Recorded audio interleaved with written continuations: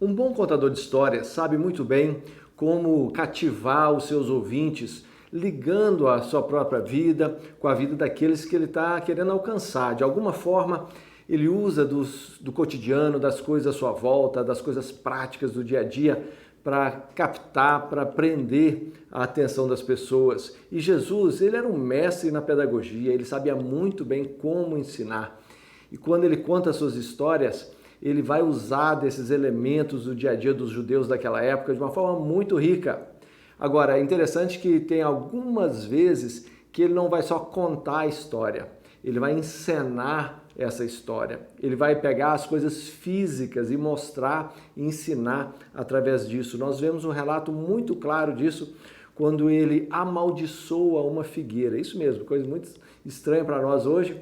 Ele amaldiçoa uma figueira. Está lá no capítulo 11 de Marcos, a partir do verso 12. Ele já havia entrado em Jerusalém, foi ovacionado, e aí ele sai depois para poder passar um tempo ainda ensinando seus discípulos. E o verso 12 diz assim: No dia seguinte, quando saíram de Betânia, Jesus teve fome, e vendo de longe uma figueira com folhas, foi ver se nela acharia alguma coisa.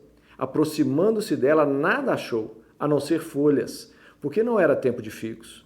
Então Jesus disse à figueira: Nunca mais alguém coma dos seus frutos. E os discípulos de Jesus ouviram isto. E aí ele vai ao templo, tem uma conversa lá com as autoridades, nós vamos ver isso no próximo vídeo, e ele retorna, e o verso 20 diz assim: E passando eles pela manhã, ali do outro dia, viram que a figueira estava seca desde a raiz. Então Pedro, lembrando-se, falou: Mestre, eis que a figueira que o Senhor amaldiçoou ficou seca.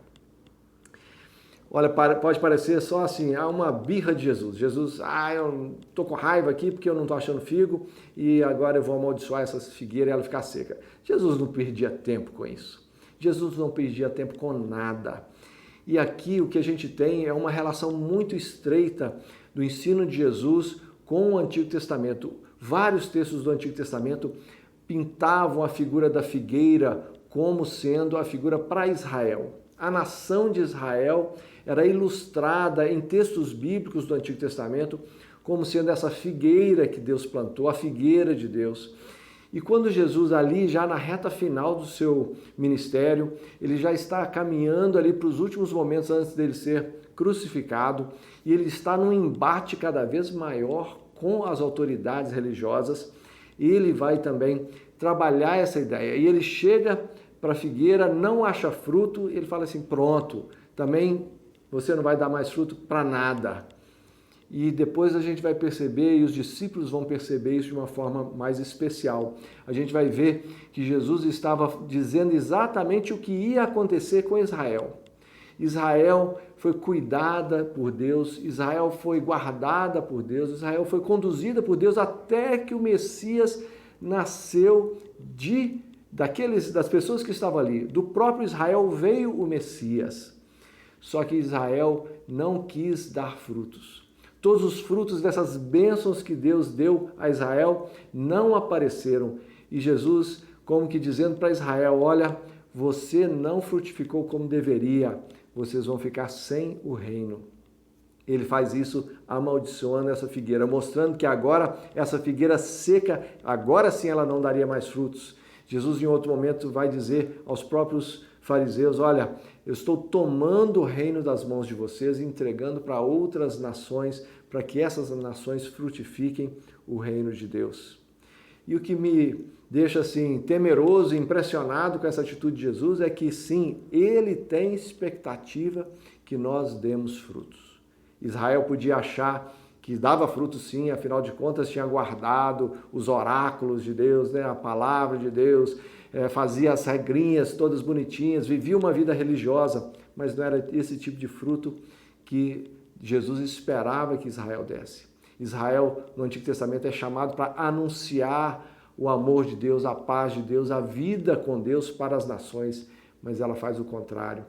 Ela, na verdade, rejeita as outras nações e se deixa encher mesmo de uma empáfia, de um orgulho e dizer assim: não, eu é que sou o escolhido de Deus. E ao não dar frutos, expectativa de Deus, Israel perde o direito de continuar levando esse nome daquele que proclama a verdade, proclama o reino de Deus através de Jesus Cristo. Ele espera que nós demos frutos também.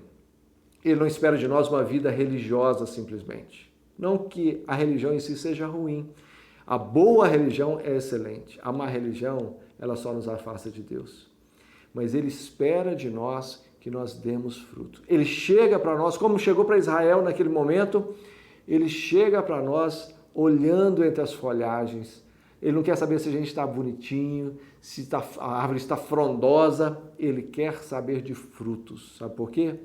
Frutos são o que alimenta as outras pessoas. As folhas servem para a gente. As folhas e as flores nos embelezam, mas os frutos servem para alimentar outras pessoas. É para isso que nós servimos tantas vezes nas mãos de Deus. Ele quer nos abençoar para que a gente abençoe. Essa é uma vida frutífera diante do Senhor. É disso que Ele se agrada. Que Jesus te faça uma pessoa frutífera para outras, para tantas, para muitas pessoas. Jesus te abençoe.